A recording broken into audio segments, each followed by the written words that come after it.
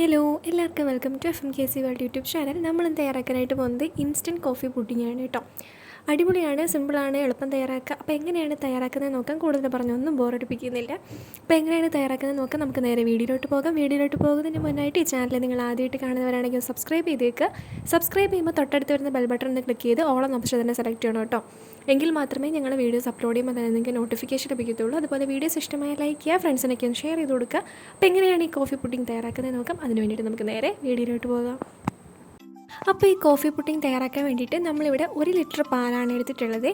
ആദ്യം നമ്മൾ 1/2 ലിറ്റർ പാല് പൊട്ടിച്ച് ഒരു പാനിലേക്ക് ഒഴിച്ച് കൊടുക്കുന്നുണ്ട്.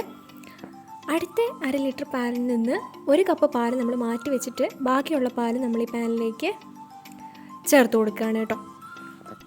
ഇനി നമ്മൾ ഈ പാല് അടുപ്പിലേക്ക് മാറ്റി തിളപ്പിക്കാൻ വേണ്ടിയിട്ട് വെച്ചിട്ടുണ്ട്. ഇനി നമ്മൾ 1 കപ്പ് പാല് മാറ്റി വെച്ചിരുന്നില്ലേ, അതൊരു പാത്രത്തിലേക്ക് ഒഴിച്ചതിന് ശേഷം അതിലേക്ക് 5 ടേബിൾ സ്പൂൺ കോൺഫ്ലോർ ആണ് നമ്മളിതിലേക്ക് ഇട്ട് കൊടുക്കുന്നത്. എന്നിട്ട് കട്ടകളില്ലാതെ നന്നായിട്ട് ഇളക്കി യോജിപ്പിച്ചെടുക്കണേ.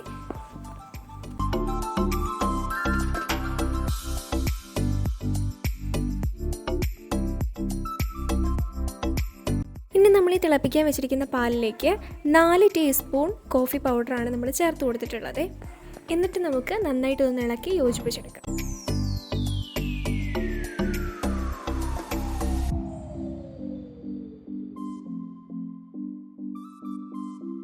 ഇനി നമ്മൾ ഈ മിക്സ് ചെയ്ത് വെച്ചിരിക്കുന്നതിനകത്തേക്ക് 10 ടേബിൾ സ്പൂൺ പഞ്ചസാരയാണ് ചേർത്ത് കൊടുക്കുന്നത്. 1 ലിറ്റർ പാലിന് 10 ടേബിൾ സ്പൂൺ പഞ്ചസാര എന്ന അളവിലാണ് നമ്മളിതിലേക്ക് ചേർത്ത് കൊടുത്തിട്ടുള്ളത്.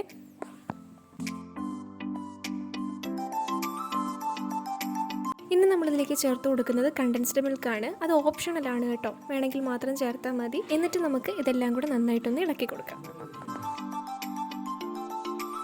ഇനി നമ്മൾ ഈ മിക്സ് ചെയ്ത് വെച്ചിരിക്കുന്ന കോൺഫ്ലോർ ആണ് ഇതിലേക്ക് ചേർത്ത് കൊടുക്കുന്നത്. എന്നിട്ട് കൈ എടുക്കാതെ നന്നായിട്ട് ഇളക്കി കൊടുക്കണം കേട്ടോ.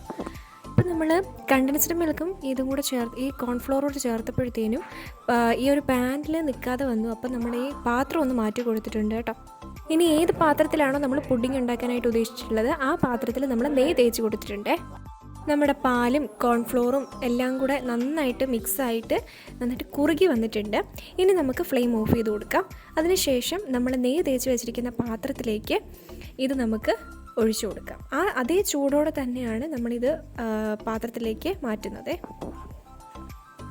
ഇത് നമ്മൾ സെർവിങ് ഡിഷിലേക്ക് മാറ്റിയതിന് ശേഷം നമ്മളിതൊരു ഫോയിൽ പേപ്പർ വെച്ചിട്ട് ഇതിൻ്റെ മുകളിൽ കവർ ചെയ്തിട്ട് ഫ്രിഡ്ജിൽ വെച്ച് എടുത്തിട്ടുള്ളതാണ്. രാവിലെ ചെയ്ത് വെച്ചു, നമ്മൾ വൈകിട്ടാണ് ഇത് എടുത്തിട്ടുള്ളത്. ഇതിൻ്റെ മുകളിൽ നമ്മൾ ഡെക്കറേഷനായിട്ട് ചോക്ലേറ്റ് സിറപ്പാണ് നമ്മളിതിലേക്ക് ഒഴിച്ചു കൊടുക്കുന്നത് കേട്ടോ. എന്നിട്ട് ചെറിയതായിട്ട് നമ്മളിങ്ങനെ സ്ക്വയർ ഷേപ്പിൽ കട്ട് ചെയ്തെടുക്കാം.